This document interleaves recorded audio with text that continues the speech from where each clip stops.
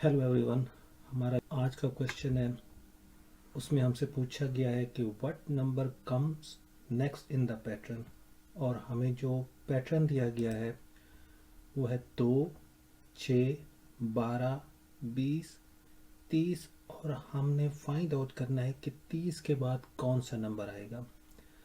तो इस तरह के जो क्वेश्चन होते हैं वो नॉर्मली आईक्यू क्वेश्चन कैटेगरी में आते हैं। और आईक्यू क्वेश्चन सॉल्व करने का सबसे आसान तरीका ये होता है कि हमें पैटर्न को समझना होता है।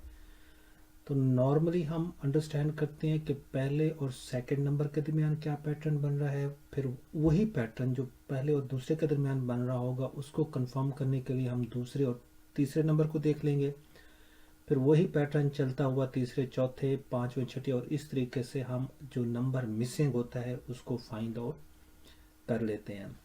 तो इस क्वेश्चन के अंदर सबसे पहले हम पैटर्न को अंडरस्टैंड करने की कोशिश करते हैं।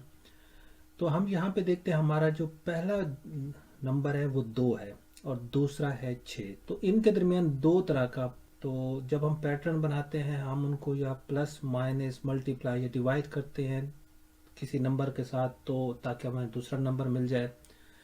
तो इस कंडीशन के अंदर हम 2 को या 3 के साथ मल्टीप्लाई कर सकते हैं। जब 2 को 3 के साथ मल्टीप्लाई करेंगे तो 6 आंसर आ जाएगा, या फिर हम 2 को 4 के साथ ऐड कर सकते हैं, प्लस कर सकते हैं, तो हमारे पास जो आंसर है वो 6 आ जाएगा। और 6 जो है वो हमारा सेकंड डिजिट है। अब हम यहाँ पे देखते हैं कि पहले नंबर पे हमने अपना पहला डिजिट इस्तेमाल किया, पहला नंबर इस्तेमाल किया, उसके बाद हमने प्लस का साइन लगाया। तो यहाँ पे हम जो दूसरा पैटर्न फाइंड आउट करने की कोशिश करेंगे वो भी कुछ इसी तरीके से होगा। हम यहाँ पे पहला नंबर लिखेंगे, प्लस का साइन डालेंगे और फिर हम देखेंगे कि कौन सा नंबर उसके साथ ऐड करें कि वो तीसरा नंबर बन जाए।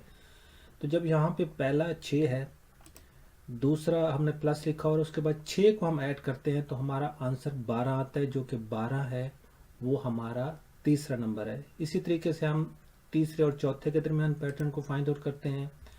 हमने नंबर लिया तीसरा, उसके साथ हमने प्लस का साइन लिया और एक नंबर ऐड किया जिससे हमारा आंसर 20 आ गया।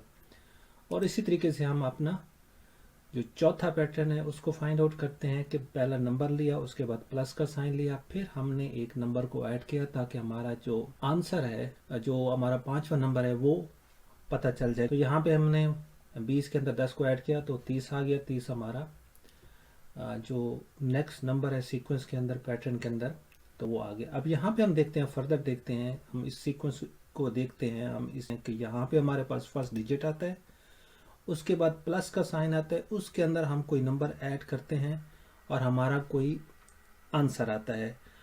अब यहाँ पे हमें दो चीज़ें फाइंड आउट करनी है। यहाँ पे एक नंबर फाइंड आउट करना है जो सीक्वेंस के अंदर ऐड हो रहा है, और हमें यहाँ पे जो नंबर को जब हम ऐड करेंगे 30 के साथ तो यहाँ ऑटोमेटिकली हमारा जो पैटर्न के अंदर मिसिंग नंबर है वो आ जाएगा। तो हमने यहाँ पे क्या नंबर ऐड करना है तो उसको समझते हैं। अब हमने ऐसे करके उसको हमने हॉरिजॉन्टल लाइन के अंदर पैटर्न को देखा, अब हम वर्टिकल लाइन के अंदर देखते हैं, कॉलम के अंदर देखते हैं। तो हम यहाँ पे देखते हैं जो पहला नंबर हमने ऐड किया था वो 4 था पहली लाइन के अंदर, और दूसरी लाइन के अंदर हमने 6 किया था। तो यहाँ पे हम 4 और 6 को देखते हैं कि इसके दरमियान क्या डिफरेंस है। तो जब हम इस डिफरेंस को देखते हैं कि 4 के अंदर जब हमने 2 को ऐड किया तो हमारा जो नेक्स्ट नंबर हमने ऐड किया था वो आ गया। तो इसी तरीके से अब हमें पता चल पहले नंबर के अंदर 2 को ऐड करते हैं तो दूसरा नंबर आ जाएगा। इसी तरीके से जब हम 6 के अंदर 2 ऐड करेंगे तो 8 आ जाएगा। इसी तरीके से 8 के अंदर हम 2 को ऐड करेंगे तो वो 10 आ जाएगा। और इसी तरीके से 10 के अंदर जब हम 2 को ऐड करेंगे तो यहाँ पे 12 आ जाएगा। तो ये जो 12 है ये इसका मतलब है हमने इसको यहाँ पे ऐड करना है। जब हम 12 को 30 के अंदर ऐड करते हैं हमारा आंसर आता है 42, और ये 42 ये यहाँ पे इस सीक्वेंस का मिसिंग नंबर है। अब क्योंकि ये आईक्यू टाइप क्वेश्चन होते हैं, ये एक से ज़्यादा तरीक़ों से हल किए जा सकते हैं, तो मैं आपको यहाँ पे दूसरा तरीका भी बताता हूँ कि दूसरे तरीके से हम इसको कैसे सॉल्व कर सकते हैं। तो उसी तरीके से यहाँ पे हमने प्लस को देखा, अब हम प्लस के अलावा माइनस या मल्टीप्लाई या किसी और को देख लेते हैं। तो यहाँ पे आप देखेंगे हमें पहला डिजिट है 2। एक आइडिया ज़रूर मेरा है कि अगर हम 1 को 2 के साथ मल्टीप्लाई करें तो हमारे पास जो आंसर है वो 2 आ जाता है। इसी तरीके से हम इसकी फैक्टराइजेशन करते हैं, हम देखते हैं कि 2 को जब 3 के साथ मल्टीप्लाई करते हैं तो हमारे पास 6 आ जाता है। इसी तरीके से जब हम इसकी फैक्टराइजेशन करते हैं हमें पता चलता है कि 3 को 4 के साथ जब मल्टीप्लाई करते हैं तो 12 आ जाता है। 4 और 5 को मल्टीप्लाई करते हैं तो 20 आ जाते हैं। 5 और 6 को मल्टीप्लाई करते हैं तो 30 आ जाता है। अब हमें नॉर्मली कॉमन सेंस से पता चल गया कि यहाँ 6 और 7 को मल्टीप्लाई करें तो हमारे पास जो आंसर है वो आ जाएगा, बट हमने देखना है कि हम कैसे क्यों करेंगे।